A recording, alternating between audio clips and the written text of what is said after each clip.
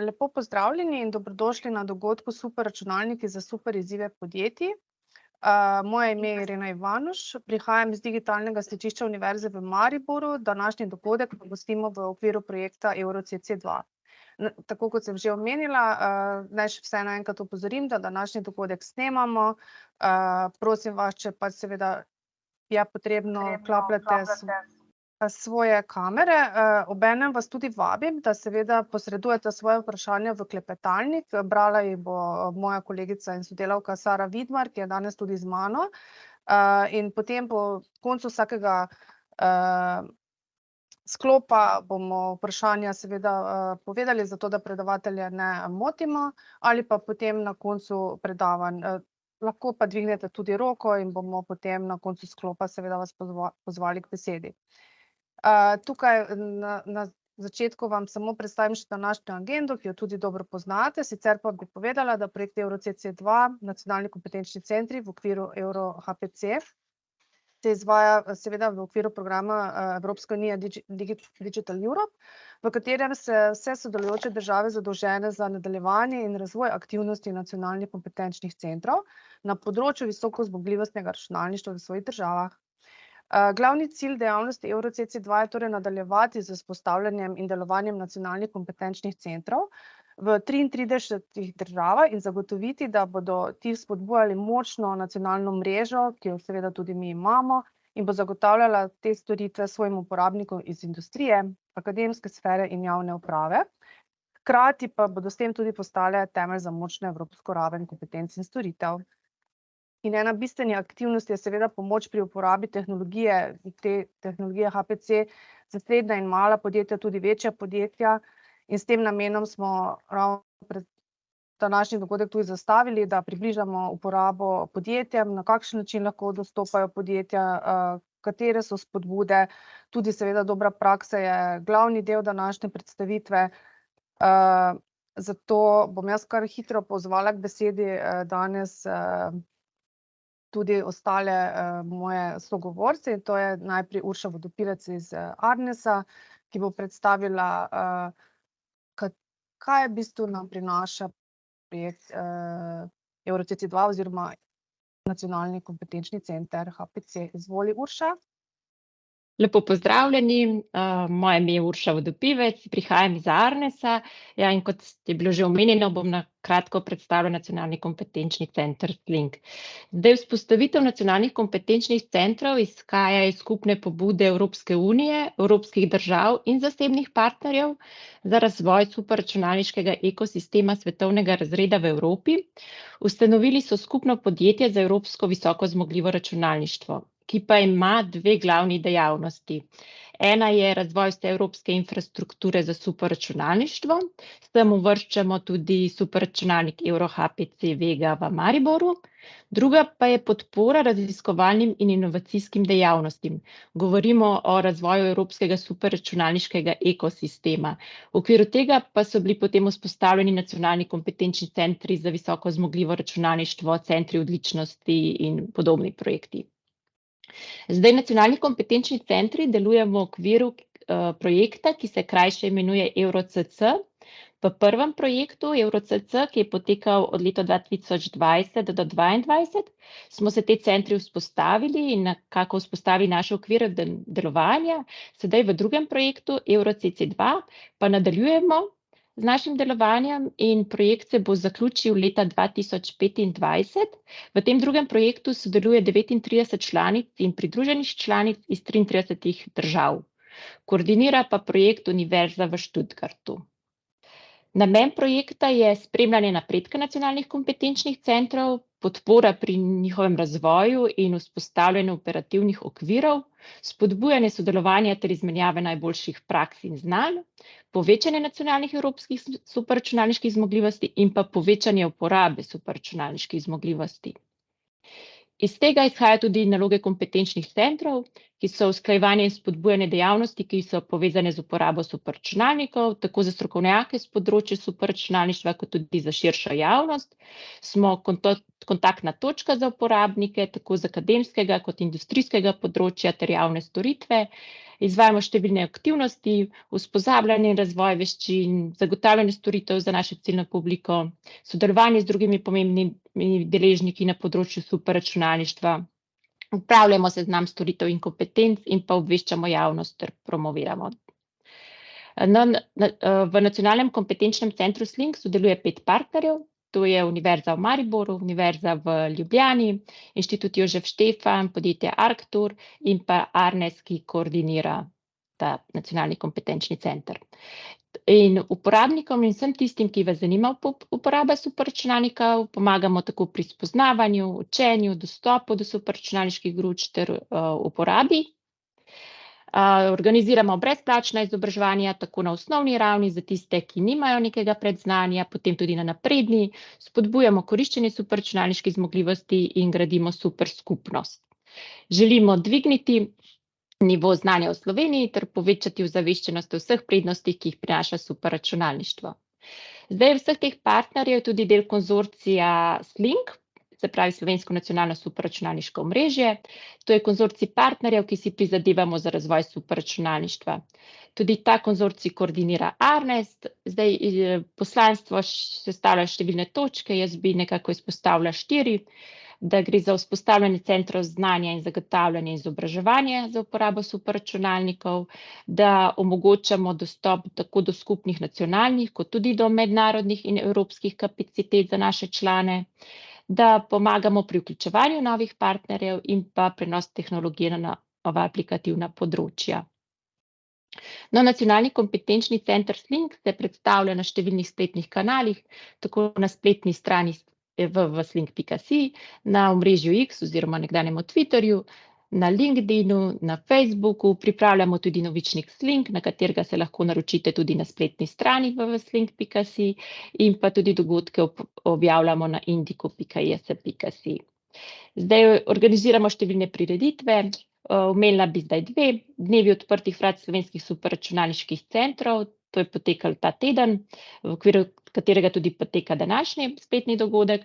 No, v tem tednu smo superračunalniški centri po Sloveniji na široko odprli svoja vrata javnosti.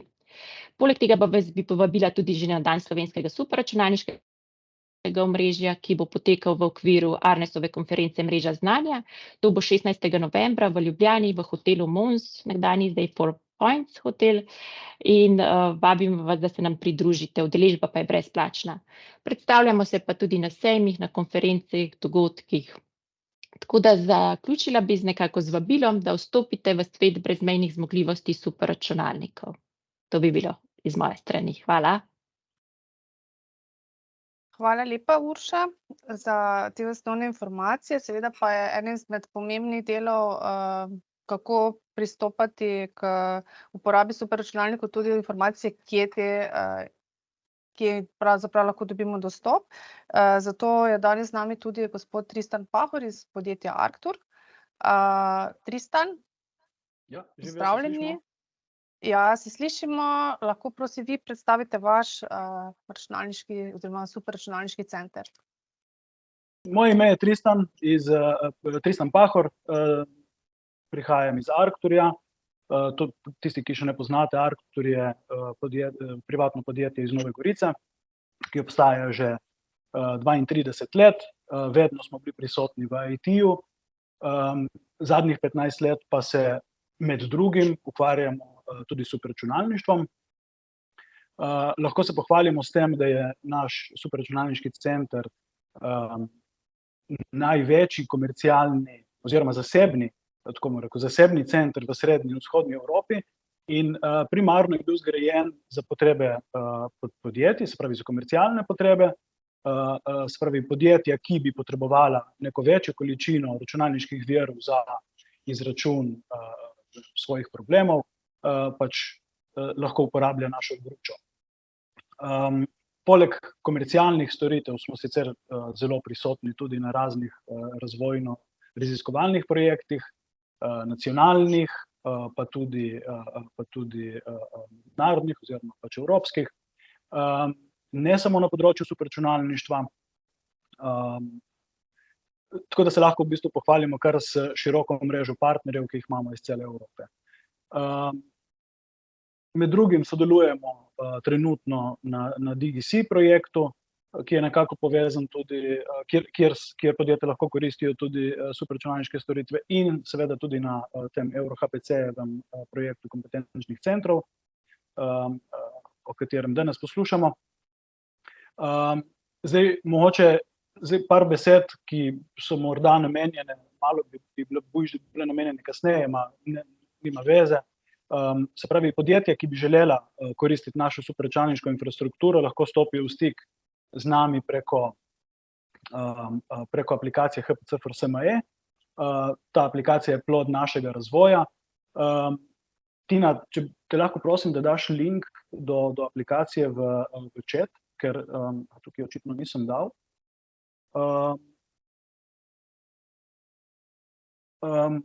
Se pravi, podjetja, ki se prijavijo v to aplikacijo, odgovorijo na par vprašanj, mislim, teh vprašanj je v resnici kar nekaj, vendar so odgovori, ki jih dobimo s to aplikacijo, bistveni za to, da razumemo, s kakšnim tipom podjetja sodelujemo. Se pravi, kakšno podjetje zares imamo na drugi strani, kakšne kompetence ima, znanja oziroma potrebe, tako da lahko potem ustrezno do njih pristopimo.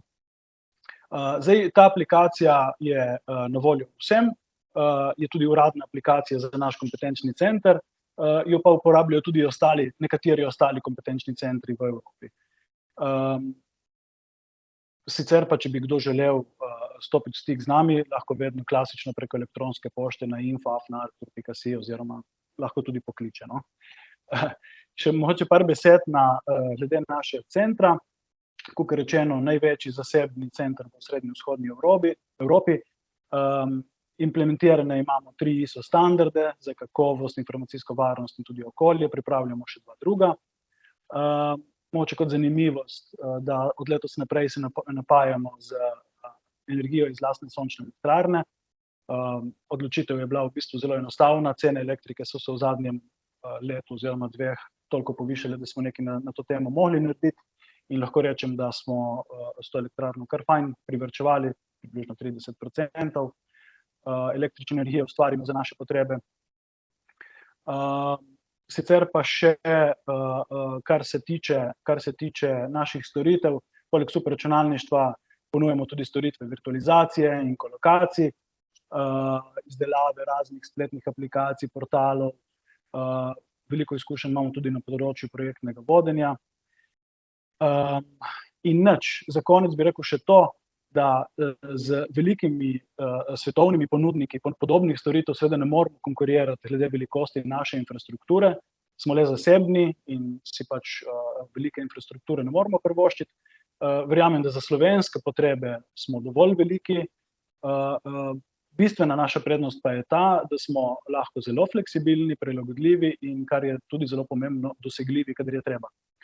Tako da, če vidite neko možnost sodelovanja na komercialnem, pa tudi na kakšnem razvojno-raziskovalnem projektu, vabljeni, stopite v stik z nami, s kompetenčnim centrom ali pa z nami direkt in bomo sem prepričan, da bomo kakšno zanimivo zgodbo skupaj zapeljali.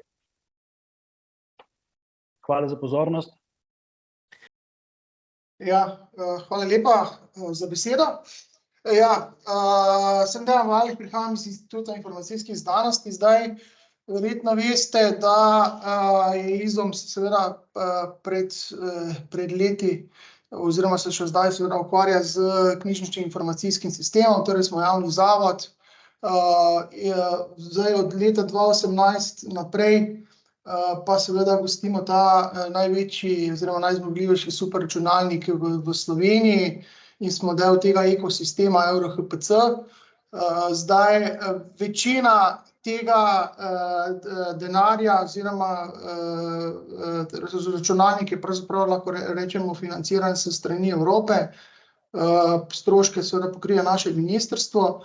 Torej gre za raziskovalno infrastrukturo, ki jo pa seveda lahko ponudimo tudi v določenih pogojih, seveda tudi podjetjem in seveda to tudi počnemo. Zdaj, mogoče pogledamo, kako je glede zmogljivosti. Zdaj jasno gre za kar velik računalnik na petaravni, to je bilo že omenjeno, seveda v Evropi se sedaj gradijo že računalniki na 1000-krat zmogljivejši, kot je naš. Zdaj, kaj ponujamo, imamo dve particiji, CPU in GPU, torej z klasičnimi in pa grafičnimi procesorji. Imamo velik diskovni sistem za trajno hrambo podatkov. Potem seveda imamo visoko zmogljiv diskovni sistem in pa seveda vse to skupaj seveda tudi je priključeno na visoko zmogljivo omrežje.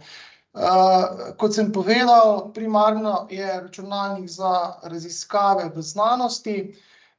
V znanosti torej uporabljajo predvsem raziskovalne institucije pri nas v Sloveniji in seveda tudi v Evropi, namreč delež računalnika je razdeljen, sicer na 35% ima neposredno razpolaga podjetje EUROHPC, ki je bilo ustanovljeno s strani Evropske unije, drug del je pa seveda naš nacionalni delež. Zdaj, mogoče samo malo nekaj, bom rekel, tehničnih podatkov, da morda podjetja vidijo, kaj jim je seveda na voljo.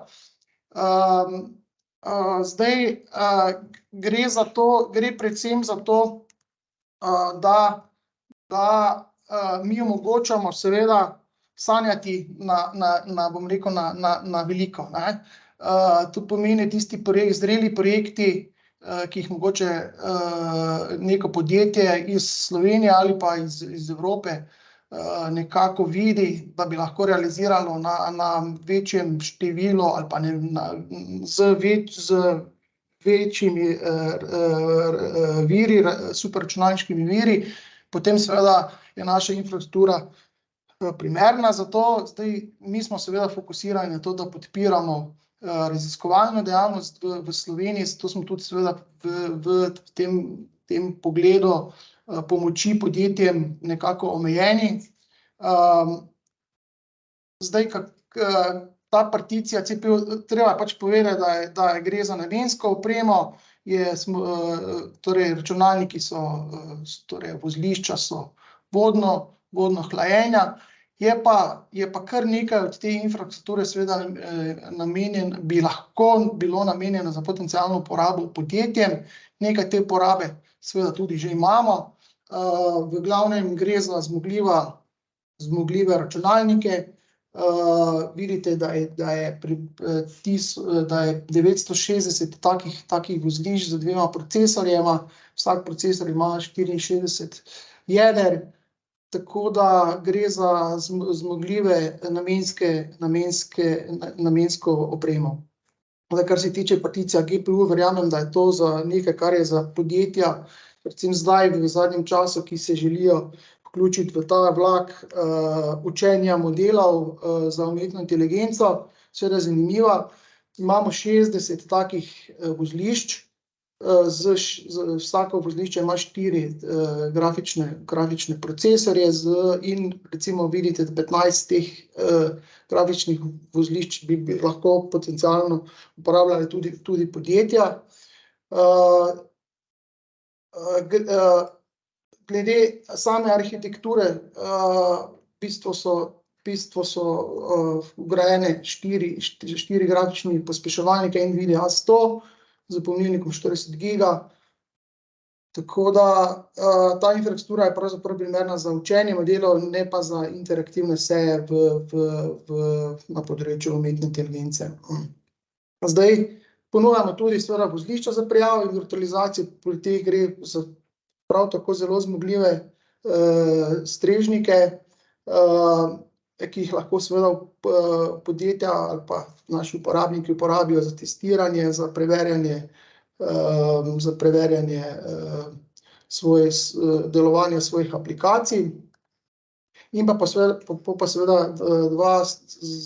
dva diskovna sistema, ki sta pa tudi zelo zmogljiva, tako da lahko tečejo tudi aplikacije, ki potrebujejo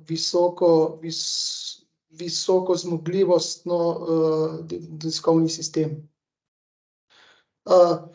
Zdaj deleži, ki so namenjeni za rabo podjetjem, v principu lahko rečemo, če preštejemo torej dva osnovna koncepta, o katerem bo malo več potem podrobno razloženo, torej imamo odprti dostop in pa komercialni dostop, torej komercialni dostop je tisti, z katerega treba plačati, potem kot odprti dostop je tisti, ki je načeloma brezplačen. Vidimo, da je kar nekaj na voljo teh resursov, torej virov. Seveda imajo pa podjetja možnost priti do hitrega dostopa preko EUROHPC deleža.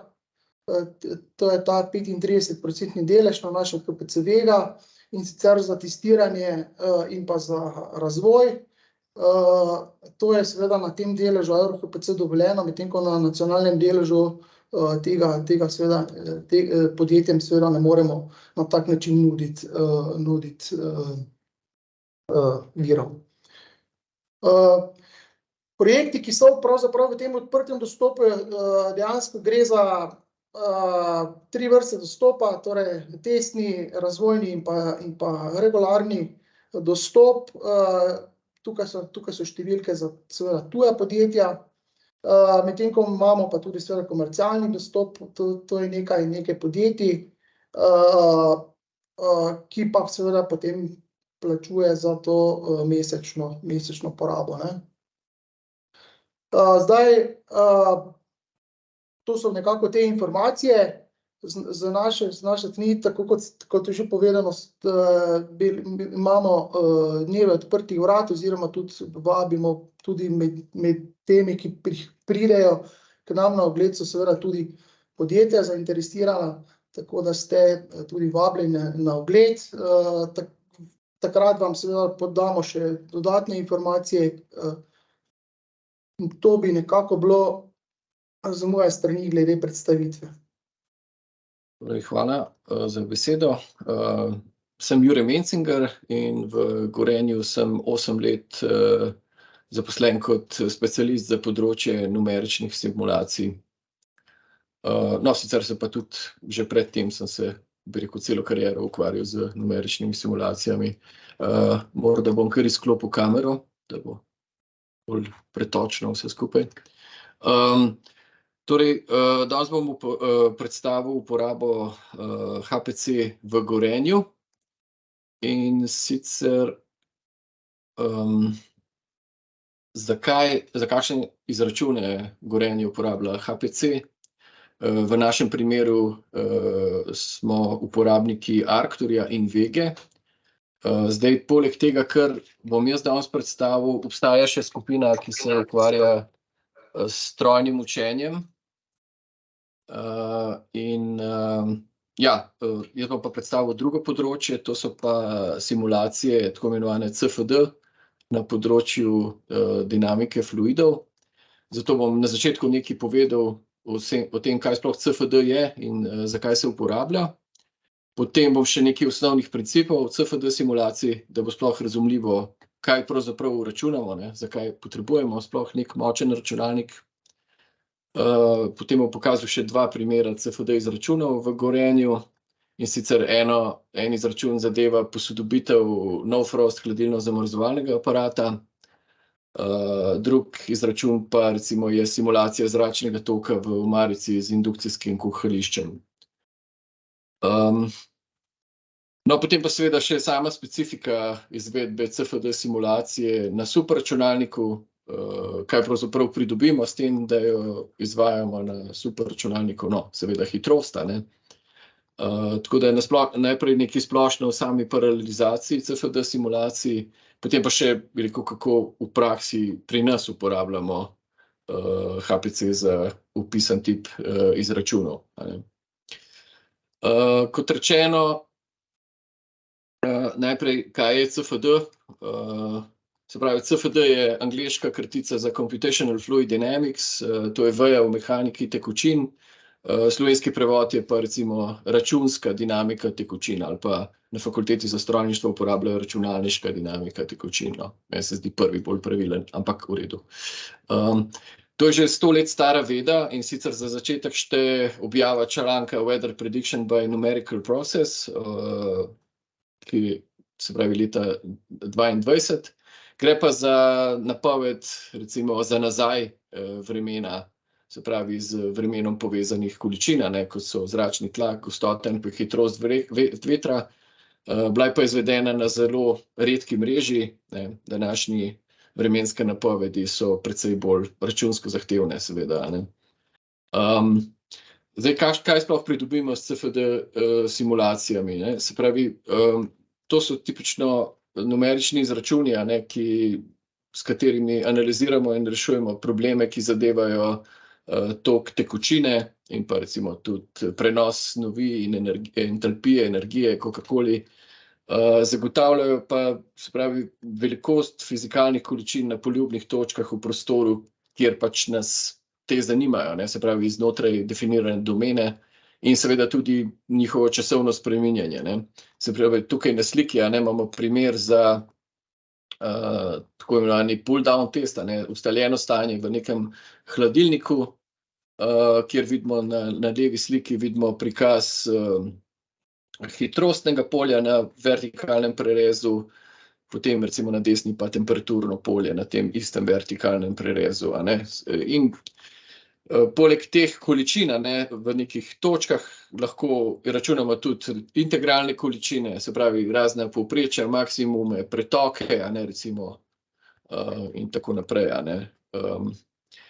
Potem seveda, zdaj, zakaj tega ne merimo, kakšna je glavna korist, se pravi, za isto količino informacij bi seveda bilo v resnici nemogoče izvesti meritve. Druga stvar je pa seveda tudi, ne glede na to, da tako veliko natančnih informacij v praksi ne potrebujemo, vsaj v industrijskem okolju, je pa treba za meritve izdelati tudi prototipe, in pač izdelava teh je pa sorazmerno dolgotrajna in draga, prav tako pa tudi njihove modifikacije. Torej, zdaj nekaj o osnovnih principih, kot rečeno, s temi CFD simulaciji izračunavamo neke relevantne količine za naš problem, naprimer hitrostno polje, tlačno, temperaturno, koncentracijsko polje. Zdaj, kako pridemo do teh količin, vse, bi rekel, te količine dobimo z reševanjem tako imenovanih transportnih enačb, ki opisujejo ohranitev količin. Se pravi, zdaj, bi rekel, tale prva enačba se ni zdaj namena, da bi zdaj te enačbe razumeli, ampak ideja je v tem, da skratka, to je enačba, Navier-Stokesova enačba, ki opisuje ohranitev gibalne količine, recimo na desno je kontinuitetna enačba, ki opisuje ohranitev mase. In se pravi, z numeričnim reševanjem teh enačb dobivamo, lahko izračunamo polja. Poleg teh enačb, podobne enačbe imamo tudi recimo za temperaturno polje, ki jo dobimo iz ohranitve energije, ali pa recimo za koncentracijsko polje, ki izhaja iz ohranitve kemijskih elementov. Zdaj, jasno, seveda, enačba sama po sebi je, bi rekel, samo ena, ampak robni pogoji so tisti, ki nas privedejo do različnih rešitev. Se pravi, zdaj enačba mora ustrezati predpisanim robnim pogojem, to se pravi, to je lahko vrednost rešitve na robu ali pa njenega odvoda, naprimer hitrost tekočine na robu stene, je enaka hitrosti stene, ali pa recimo, če miruje ali če se giba, recimo kot ventilator. Potem druga stvar so pa recimo začetni pogoji. Začetni pogoji so pa pač sama vrednost funkcije pri rešitve na začetku, se pravi v času, ko začnemo opazovati, recimo to je T(nič). Potem naslednja stvar je pa še to, da imamo dve vrste, bi rekel, problemov. Eni so ustaljeni, se pravi, kjer iščemo rešitev, ko se polja ne spreminjajo več, in pa časovno odvisni. V primeru, če imamo časovno odvisni problem, je pa potem lahko začetna rešitev, bi rekel, začetni pogoj samo neka prvi približek rešitve. Potem, se pravi, kaj je samo numerično reševanje zahteva, se pravi, enačbe diskretiziramo s tako imenovano metodo končnih volumnov, finite volume method. Obstajajo seveda še druge, ampak ta je najbolj uporabljena v komercialnem softveru, se pravi tudi v tistem, ki ga industrija večinoma uporablja. Se pravi, ta metoda zahteva, da tisto področje, ki nas zanima, se pravi samo domeno računsko pokrijemo z končnimi volumni, ki so lahko bodisi tetraedri, heksaedri, poliedri, kakršnikoli, bi rekel, kakršnikoli konveksni volumni. In se potem sama metoda temelji na tem, da za vsako celico enačbo, transportno enačbo po vsaki celici integriramo in prevedemo na ta način tisto enačbo zvezno, v neko diskretno obliko, ki jo predstavlja neka algebrajska enačba, ki je ponavadi pač, bi rekel, sestavlja za vsako celico, dobimo eno tako enačbo in tudi za vsako transportno enačbo, in če imamo n celic, v mreži, in potem dobimo sistem n algebrskih enačb, ki so pravzaprav, kot bi rekel, linearni sistem, ampak v resnici so linearizirane zaradi tega, ker so koeficienti tudi odvisni od samih količin, ki jih računamo. Zdaj pa, če imamo recimo več polj, so pa seveda lahko tudi sklopljene, recimo s temperaturnim poljem je lahko hitrostno polje sklopljeno in tako naprej.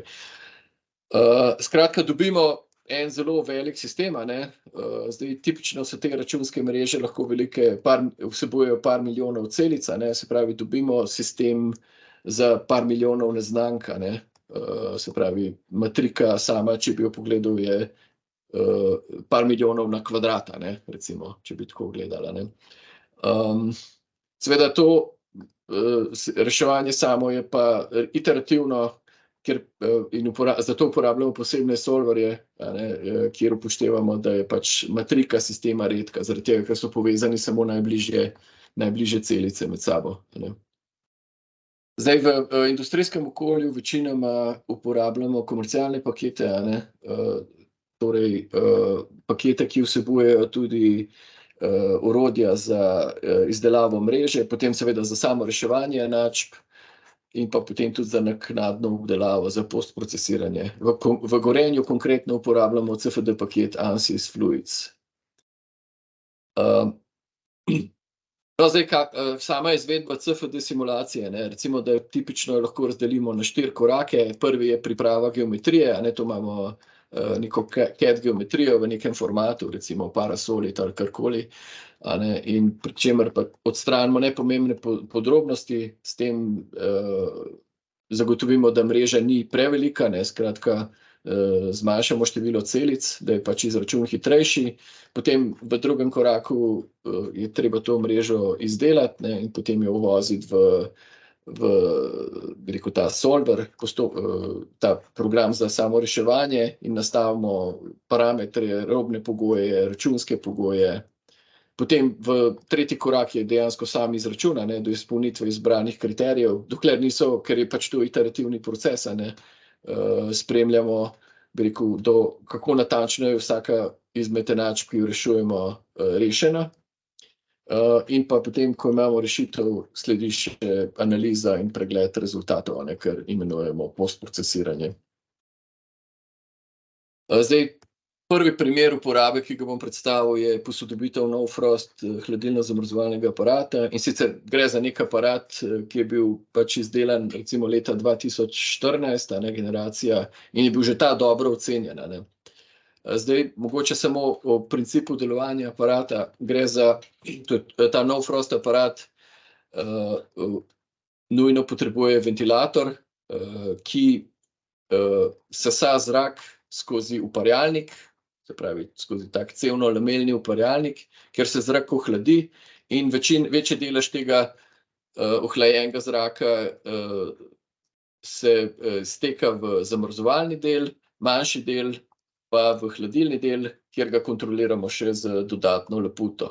Potem se ta zrak iz hladilnika po povratnem kanalu vrača pod uparjalnik, ravno tako zrak iz zamrzovalnika pod uparjalnik, kjer se pač seveda znova potem ga ventilator sesa in se dviga in ohlaja.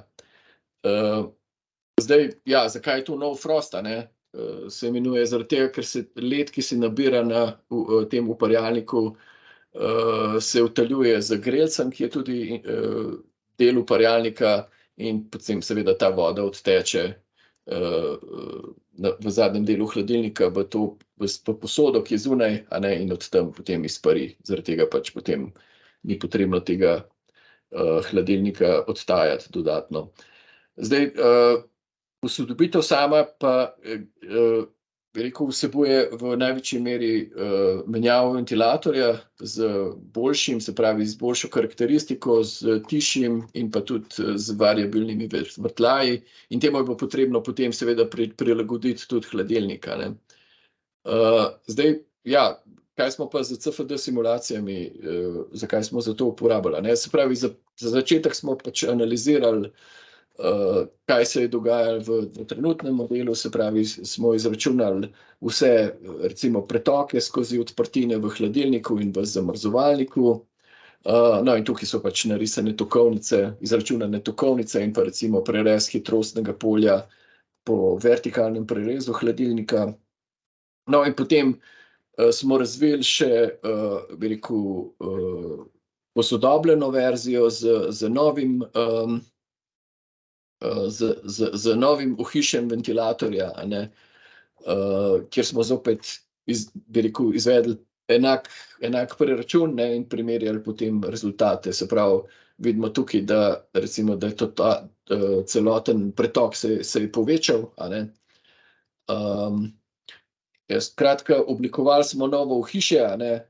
Seveda teh simulacij je bilo več, a ne, z različnimi verzijami ohišja. Potem, ko smo imeli nek dober rezultat simulacij, smo izdelali ohišje, se pravi, smo naredili nek prototip SLA print, a ne, ki je bil pač že pred tem preverjen z simulacijami. In potem, ja, skratka, izračune smo potem preverili tudi z meritvami in vidimo, recimo, da se je pretok povečal z izračunom za 33% dobrih, medtem ko meritev je pa pokazala 34%, a ne.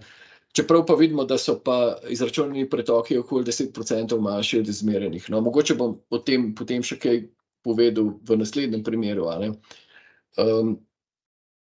Se pravi, zdaj končni rezultat samega tega dela, ne, se pravi, da tudi ta novi aparat, nova generacija je dobil dobre ocene na uporabniških testih, a ne, predvsem v primerjavi s starim aparatom, se recimo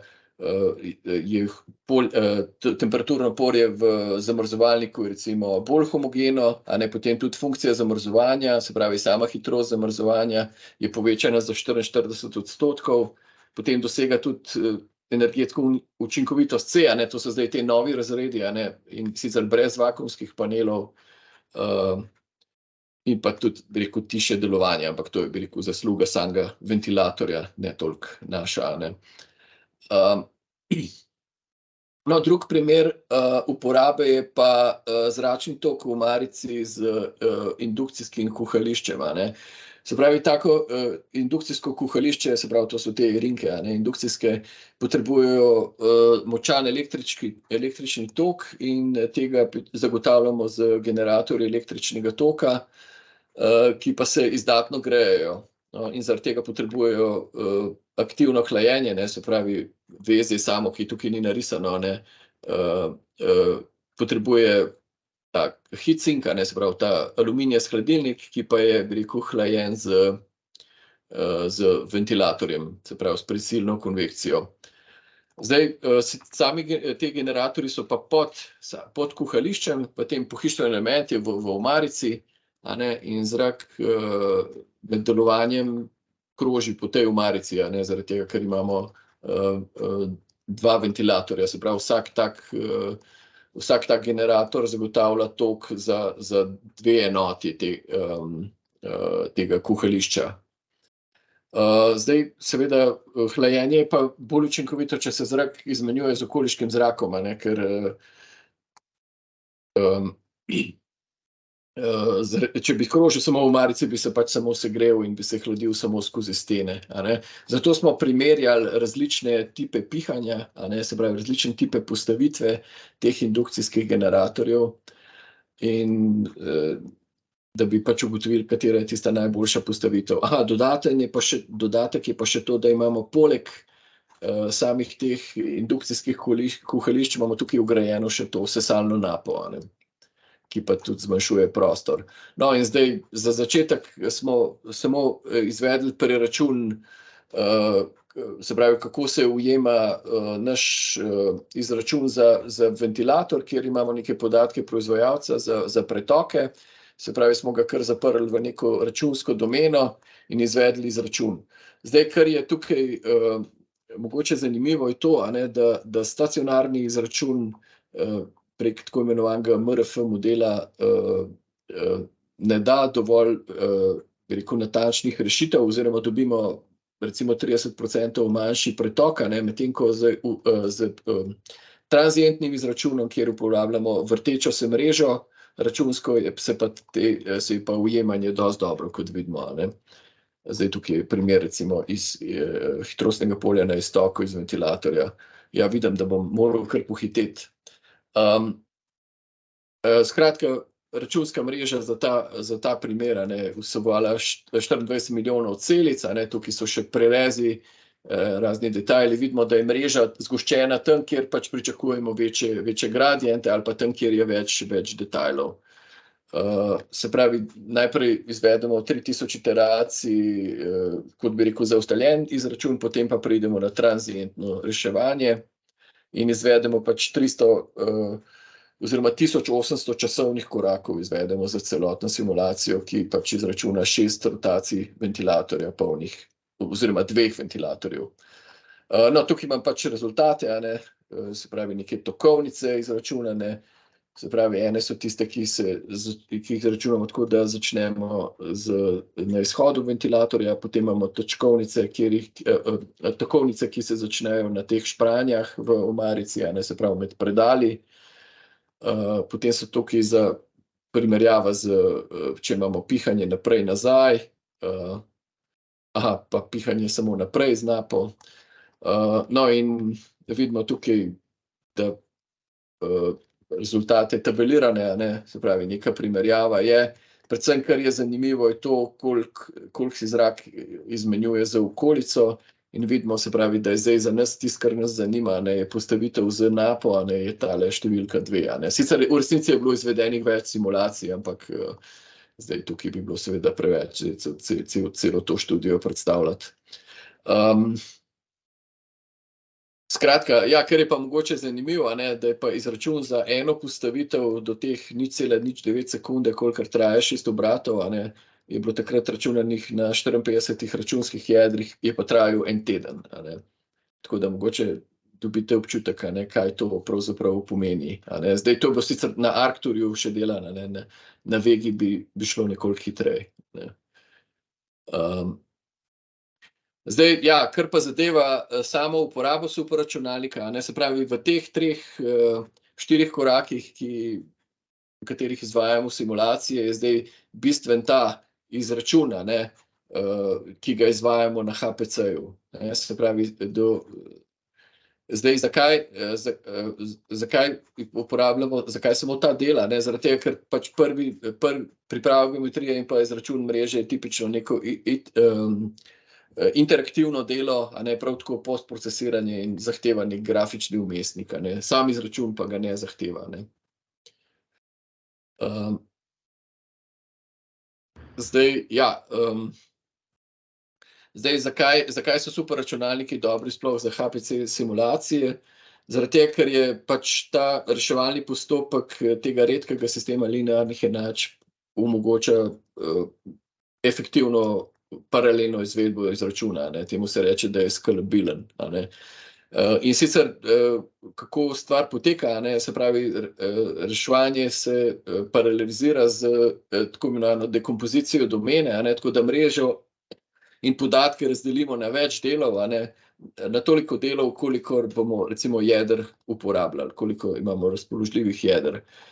Tako da vsakemu jedru je potem dodeljena particija in domene in podatkov, komunikacija med njimi pa poteka preko tega MPI protokola, no, sicer to je čist nek tehnični detajl, zdaj seveda opcija je, da so računska jedra na istem procesorju, recimo lahko tudi že na delovni postaji, potem na več procesorjih, če recimo dvoprocesorska, ali pa na vozliščih računske gruče, ker je pač HPC. Zdaj, ali pa seveda, ja, tudi na različnih vozliščih. Zdaj, ena stvar, ki pa tukaj pomembna, je pa dejanska pohitritev izračuna, se pravi, pohitritev je definirana kot kvocient časa, ki ga porabimo za izračun z enim jedrom in pa deljenega s časom na pač neuporabljenih jedrih. In vidimo, da na začetku tipično je ta pohitritev praktično linearna, tukaj imamo na tej slikci spodaj idealno pohitritev, in pa potem realna je pa, kadar pač je komunikacija med samimi jedri računskimi postane, bi rekel, večji delež v primerjavi z samim izračunom. Zdaj, seveda, če je večji primer, je ta komunikacija, se pravi, če imamo več celic računskih, je ta komunikacija seveda manjši del. No, zdaj pa čisto še za konec, kako pa v praksi to izvajamo. Se pravi, prvi del je pač priprava računskega primera, se pravi, kar na lokalnem računalniku, kjer uporabljamo ta grafični vmesnik. Potem seveda pripravljen primer skopiramo na HPC, recimo zato uporabljamo lahko kar SCP ali pa pač tak WinSCP, se pravi nek tak bolj grafični program. Potem se prijavimo, to lahko naredimo seveda že prej na HPC, prek PowerShella ali pa PuTTY aplikacije. Potem je za sam izračun je potrebno še pripraviti shell, se pravi bash skripto, ki požene recimo v našem primeru instaliran ANSYS Fluent brez grafičnega vmesnika. Ta skripta vsebuje kot prva stvar ukaz za zagon samega reševalnega postopka in pa tudi ukaze za paralelno izvajanje z tem upraviteljem poslov, Slurom, ki je tako na Vegi kot na Arcturju. Potem seveda potrebujemo še neko tekstovno datoteko, ki se imenuje journal datoteka, se pravi, to je datoteka, ki jo bere sam program ANSYS Fluent v našem primeru.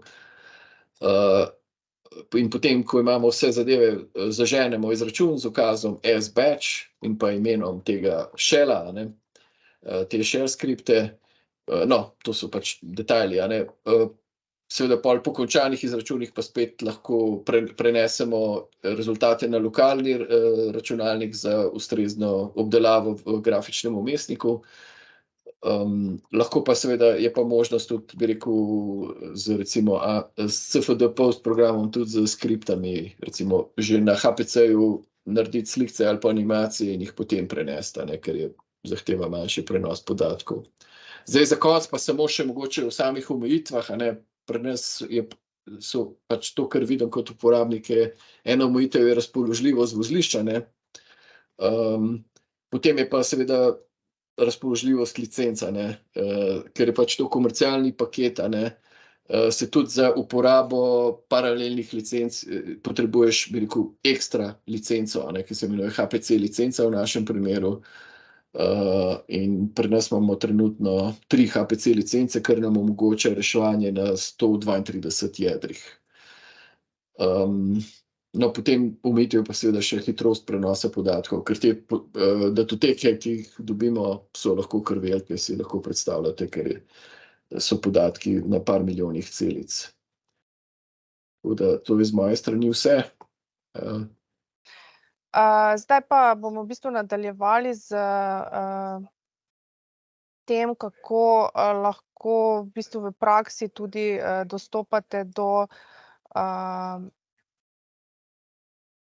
superračunalnikov preko spodbud, in sicer ena od teh tudi seveda DGC, kot je že omenil na začetku gospod Pahor. Torej preko DGC-ja lahko seveda dobite dostop do superračunalnika tako na Univerzi v Mariboru kot tudi na Arcturju. Da povem, kaj je DGC, to je Evropsko digitalno inovacijsko stičišče. DGC je projekt sofinanciran iz programa Digital Europe in pa Republike Slovenije. In v okviru tega smo vam pripravili več kot 70 strokovnih storitev, ki so na voljo malim, srednjim in mikropodjetjem, tudi javni upravi, seveda tudi velikim podjetjem, ampak za mikro, mala in srednja podjetja so te storitve bistveno finančno subvencionirane. To, kar vidite zdaj na tej drsnici, je v bistvu naša platforma, kjer vas vabimo, da se prijavite. Tukaj je tudi e-trgovina vseh naših storitev, lahko si jih pogledate, lahko jih tudi naročite. Potem ta konzorcij sestavljamo poleg Univerze v Mariboru še 6 drugih partnerjev, to je DIH Slovenija, Inštitut Jožef Štefan, Tehnološki park Ljubljana, ITC Murska Sobota, TCS iz Celja, to je Tool Cluster, in pa HPC center oziroma Arctur d.o.o. Lahko bi rekli, da je DGC tako en super dih 7 manjših dihov po Sloveniji in mislim, da smo tudi zelo lepo razdeljeni, da lahko tudi nekoliko bolj dostopamo do podjetij regionalno, seveda, da jih tudi boljše poznamo. Naše storitve imamo strukturirane sicer v 4 stebre, tukaj samo nanizam nekaj, da toliko dobite občutek.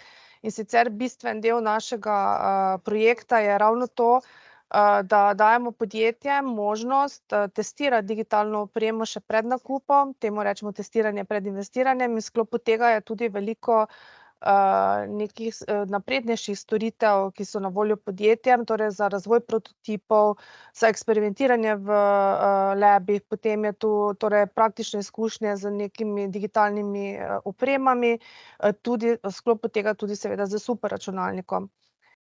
Seveda je poleg tega imamo velik poudarek na razvoju veščin in zrelosti, tudi torej demistificiramo uporabo teh tehnologij, tudi superračunalnika v podjetjih.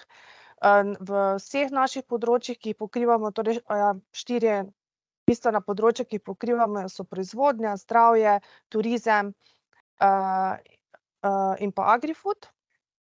In torej demistifikacija poteka predstavljamo jih za vsa 4 področja, včasih tudi povezano, zelo odvisno od tega, koga nagovarjamo. Želimo res, da prikažemo praktične uporabe v podjetjih, kako si lahko podjetje pomaga pri poslovanju z uvajanjem teh novih tehnologij. Tretji sklop storitev ga mi poimenujemo pomoč pri iskanju investitorjev. Tukaj izvajamo večje število tudi webinarjev, tudi seminarjev, v smislu, da predstavljamo aktualne razpise, kako se prijavljati na razpise, tudi nacionalne, mi jim rečemo klinike za financiranje, tako EU, kaskadne in digitalne programe, potem nacionalne in pa druge vire financiranja, ki jih lahko podjetja uporabite. In pa potem seveda četrti bistven del, se mi zdi, da razvijamo tudi en ekosistem. Naša platforma, ki sem jo na začetku pokazala, ni samo e-trgovina, želimo, da bo to postala ena platforma, kjer bo podjetje dobilo nek celosten sklop informacij, tako naših storitev, potem tudi ponudnikov IKT rešitev, dostop do izobraževanj, dostop do gradiv in seveda povezovanje z drugimi deležniki, zato da podjetje lahko na enem mestu dobi prave informacije, ki jih potrebuje za ali vpeljavo digitalnih tehnologij ali pa pač iskanje nekih digitalnih oziroma rešitev in storitev, ki digitalne tehnologije nudijo že na trgu. Izpostavila sem, da danes mi zdi pač bistveno, da izpostavim to, zakaj smo tukaj, in sicer, da lahko v sklopu DGC projekta dobite storitev, testirate digitalno opremo iz vseh naših partnerjev, ne samo Univerze v Mariboru. Cena storitve, kot vidite, sicer 1500 € oziroma vrednost storitve. Mikropodjetja imajo brezplačno koriščenje te storitve, mala plačajo 15% vrednosti storitve in srednja 30% od vrednosti storitve. Druga, seveda zelo podobna ali pa lahko bi jo vklopili tudi v ta segment, je pa testirajte torej HPC Vego ali pa Arctur. Vrednost je 2000 €, mala podjetja plačajo za vstop torej 300 € in srednja 600 €. Teh vavčerjev ni neomejeno število, to se mi zdi bistveno za povedati, ker imamo v bistvu storitve že opredeljene vrednosti in imamo seveda razdeljeno, koliko vavčerjev je za kakšne velikosti podjetja na voljo. Tako da vas kar seveda vabimo, da se nam pridružite, da poiščete možnosti in jih tudi izkoristite. Seveda pa tako kot že na začetku tudi gospod Pahor povedal, mi poskušamo to narediti v en sklop storitev, torej ne samo, da damo podjetju, ne vem, vavčer za vstop do superračunalnika, ampak vas seveda tudi poskušamo najprej oceniti, ali ste pripravljeni, kaj potrebujete, ali sploh katere vrsta te tehnologije bi bila sploh za vas primerna. Zato je tudi tukaj HPC ocena najprej, torej pripravljenost podjetja. Imamo strokovnjake, ki vas seveda lahko vam tudi pomagajo za vstop do, kaj je treba pripraviti. Izvedemo tudi neko oceno digitalne zrelosti, ki je za nas sicer neka vstopna točka za podjetja, ampak to je stvar, ki je tudi lahko ločena od te storitve. Tako da torej poskušamo narediti neke povezane storitve, da ni to samo testiranje z HPC računalnikom, ampak torej to tehnologijo, ampak tudi, da dobite malo podporo na drugih področjih. In seveda, kar se mi zdi pomembno še v tem sklopu Test Before Invest, so tudi na voljo storitve, torej razvoja in implementiranja nekega digitalnega prototipa oziroma kvalifikacije, to so malo naprednejše storitve, torej nekega razvojnega procesa. Se mi pa zdi pomembno, da vam ga lahko tudi danes predstavim. Znotraj tega smo zelo fleksibilni, kaj to pomeni pri nekem pač razvoju prototipa. To počnemo tako na univerzi kot na Inštitutu Jožef Stefan. In če imate kakšne svoje razvojne izzive, vas seveda vabimo, da nas kontaktirate in poskušali bomo najti primerne strokovnjake, ki vam bodo lahko pomagali. Ja, hvala za besedo. Ja, zdaj morda še bi eno seveda stvar dodal pred komercialno to uporabo. Zdaj, to je seveda ena možnost, ki jo podjetja prav tako imajo. Nekaj v zvezi s tem sem seveda že omenil, in sicer gre za odprti dostop do virov. V principu je ta odprti dostop do virov namenjen podjetjem, ki dejansko so že na tisti stopnji zrelosti, bom rekel, optimizirane rabe superračunalnika. Zato se nekako od njih v tem pogledu seveda zahteva, da v kolikor pač dobijo računska sredstva brezplačno, torej fundirano naprej, da nekako potem se morajo držati teh pravil, ki veljajo v odprtem dostopu, in sicer ta pravila so razdeljena na tri osnovne zahteve. Ena je seveda priznanje financerjem, drugo je potem seveda priprava poročila in objava rezultatov raziskave. Zdaj, to ne pomeni, da je potrebno razkriti podatke, ampak je treba recimo objaviti modela, recimo način modeliranje, ne vem, priprava rešitev in tako naprej, postopkov, procesov in tako naprej. In pa seveda potrebno je potem sodelovati tudi v teh diseminacijskih aktivnostih in promociji infrastrukture in tudi seveda financerjev.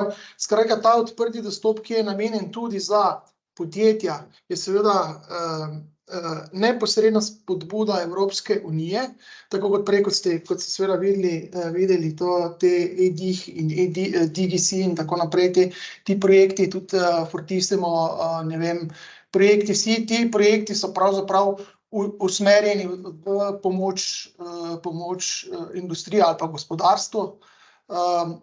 Vendar pač v tem pogledu seveda je pač podjetje, ki se odloči za kaj takega, nekako potem more zagotoviti tem zahtevam. Zdaj, kako bi lahko podjetja pridobijo te vire? Jasno, preko poziva EuroHPC za seveda te deleže na EuroHPC. Zdaj, kot ste prej videli, v Evropi je več teh sistemov, nekateri so zelo veliki in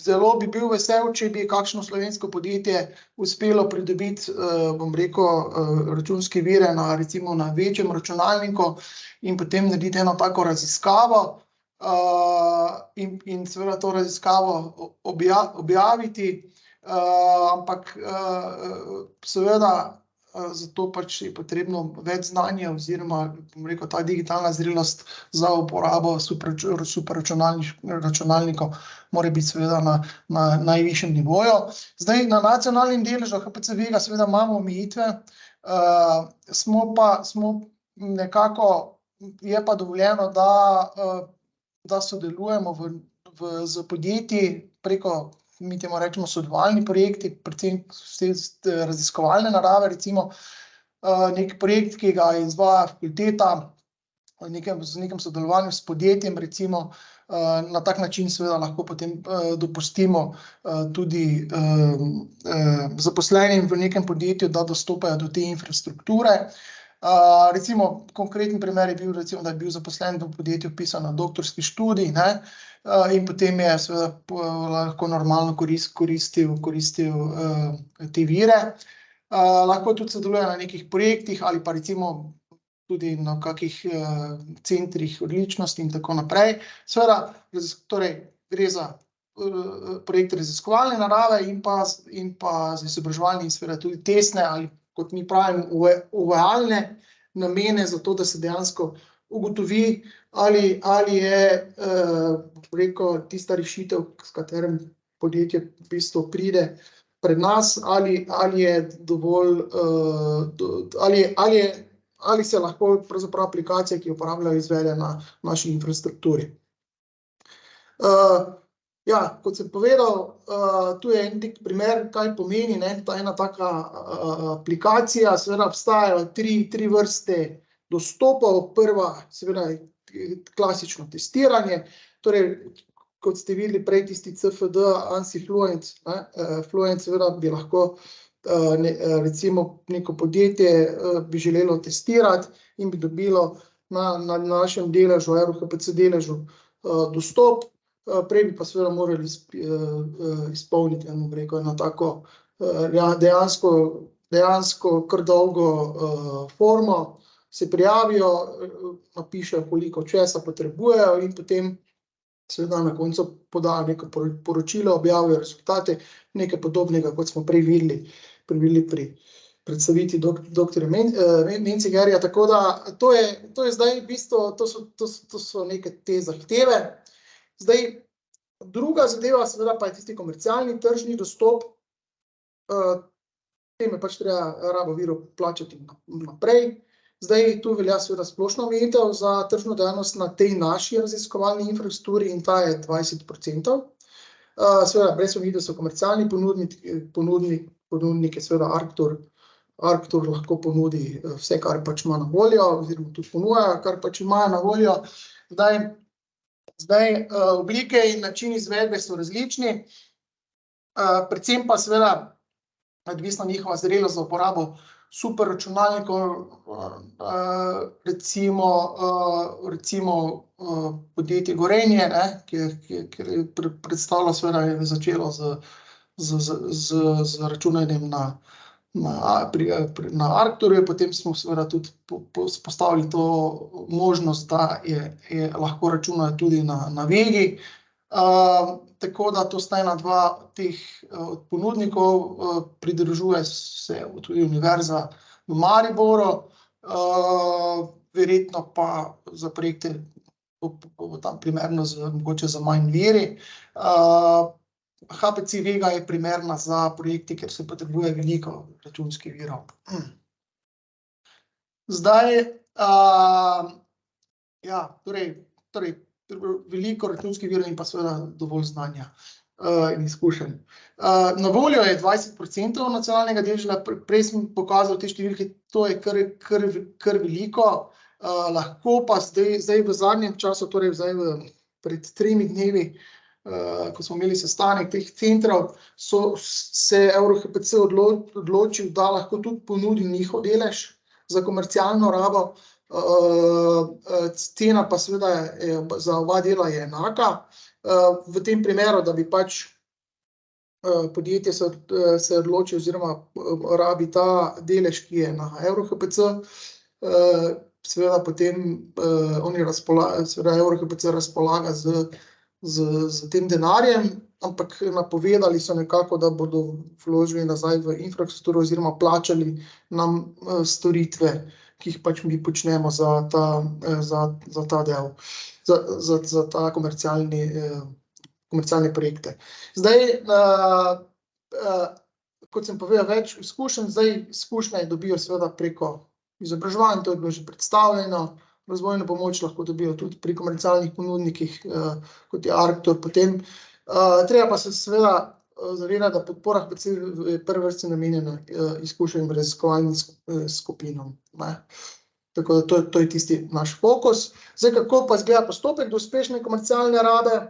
Najprej se seveda imamo en sestanek, ugotovi se primernost računa na HPC Vega, oziroma zakaj, kje, kako, na kak način. Potem se izvede registracija, potem pridemo tega uvajalnega obdobja, kjer je seveda sodelovanje s podporo, gre na namestitev programske opreme, prilagodljanja okolja, kopiranje podatkov, zagon testnih, in tako naprej.